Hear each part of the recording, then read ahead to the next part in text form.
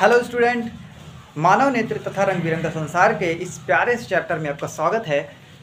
Class 10 विज्ञान, मानव नेत्र तथा रंग बिरंगा संसार। आज हम डिस्कस करेंगे समंजन क्षमता। इसके पहले की क्लास में हमने देखा था कि मानव नेत्र क्या होता है, इसकी संरचना क्या होती है और इसके मुख्य भाग क्या होते हैं। ये सब हम डिस्कस कर चुके हैं। ना देखा हो आपने वीडियो तो हमारी प्लेलिस्ट में जाकर आप उस वीडियो को देख सकते हैं।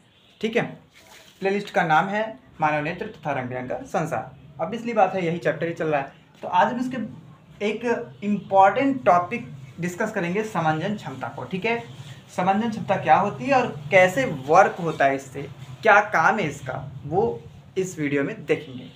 समंजन क्षमता अभिनेत्र लेंस की वह क्षमता जिसके कारण वह अपनी फोकस दूरी को समायोजित कर लेता है, समंजन कहलाता है। अब मैं सीधे शब्दों में आपको समझाता हूँ।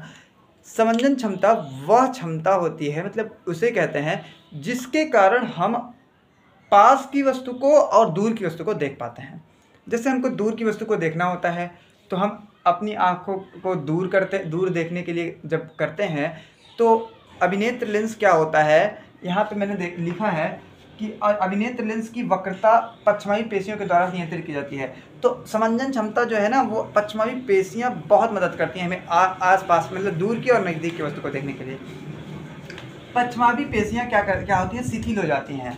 जब हमें दूर की वस्तु को देखना होता है तो पश्चमी पेशियाँ शिथिल हो जाती हैं। शिथिल का क्या मतलब है? शिथिल का मतलब है तनाव में आ जाती हैं, थोड़ा सा खिंचाव, हमारे लेंस को खींचती हैं। जैसे जब खींचती हैं तो शिथिल, जब मांसपेशियाँ जो है पश्चमी पेशियाँ शिथिल होती हैं तो खींचने लगती हैं। जैसे लेंस को खींचती हैं तो लेंस क्या होता है, पतला हो जाता है, हल्का सा। वो ये क्रिया आपको, आप पास दूर देखेंगे तो अभिनेत्र लेंस पतला हो जाएगा, जो मांसपेशियाँ वो खींचेंगी। ठीक है, नेत्र लेंस पतला हो जाएगा। जब नेत्र लेंस पतला हो जाएगा तो उसकी फोकस दूरी बढ़ जाती है। पतला होने पर फोकस दूरी क्या होती है, बढ़ती है। जैसे ही फोकस दूरी बढ़ेगी तो फोकस दूरी जब बढ़ जाएगी तो हम दूर की वस्तु को देख लेंगे। ठीक है, तो क्या हो रहा है कि जब हमें दूर की वस्तु को देखना होता है तो अभिनेत्र लेंस पतला हो जाता है, पश्चमी पेशियाँ क्या करती हैं, शिथिल हो जाती हैं और अभिनेत्र लेंस हमारा पतला हो जाता है, जिसके कारण हम दूर की वस्तु को देख पाते हैं। और उसी का विपरीत अगर पश्चमी पेशियाँ हमको निकट की वस्तु को देखना होता है तो हमारी पश्चमी पेशियाँ क्या होती हैं, सिकुड़ जाती हैं। और अभिनेत्र लेंस जब सिकुड़ने की वजह से हमारा जो अभिनेत्र लेंस है वो मोटा हो जाता है। अभिनेत्र कैसा होता है, मोटा हो जाता है, जिसके कारण हम पास की वस्तु को देख लेते हैं। उसकी फोकस दूरी घट जाती है तो हम पास की वस्तु को देख लेते हैं। तो सिंपल से आपको शब्दों में आपको बताऊं कि समंजन क्षमता क्या होती है। अभिनेत्र लेंस की वह क्षमता जिसके कारण हम फोकस दूरी को समायोजित करते हैं, मतलब फोकस दूरी को कम ज़्यादा कर लेते हैं। तो जब हमें दूर की वस्तु को देखना होता है तो जो हमारी पश्चमी पेशियाँ वो शिथिल हो जाती हैं, मतलब तनाव में आती हैं, खींचती हैं लेंस को और लेंस हमारा पतला हो जाता है।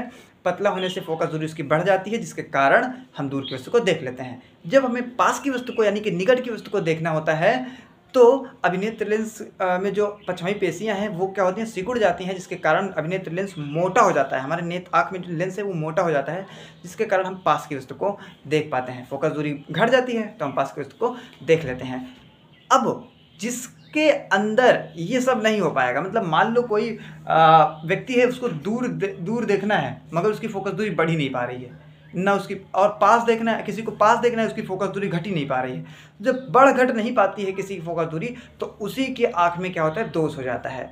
तो अगली क्लास में हम यही सीखने वाले हैं कि नेत्र दोष क्या होता है। मतलब नेत्र दोष, वो दोष मतलब फ्रेंड्स नहीं, दोष मतलब कमी, नेत्र में कमी जो होती है। पास कोई लोग देखो चश्मा लगाते हैं, जैसे कि मैं ही हूँ, मुझे दूर का जो है धुंधला दिखता है, तो इस तरह से आप भी देखें, दूर को देखेंगे कुछ लोग चश्मा लगाते हैं क्योंकि उनके आँख में दोष हो जाता है। तो आपकी आँख में भी दोष हो जाएगा तो आपको भी चश्मा लगाना पड़ेगा। ठीक है, ऐसा ना हो इसलिए पढ़ लो ढंग से। दूर की वस्तु को देखना होता है तो क्या होगा कि हमारा जो चश्मा लगाने का वो प्रक्रिया है वो अगली क्लास में हम देखेंगे, जब दोष पढ़ेंगे। तो दूर देखने के लिए कौन सा चश्मा लगाएं और निकट देखने के लिए कौन सा चश्मा लगाएं, मतलब जब दोष उत्पन्न हो जाए तो स्वस्थ मनुष्य के शरीर में नहीं बता रहे हैं। ठीक है, तो मिलते हैं नेक्स्ट क्लास में। Thanks for watching.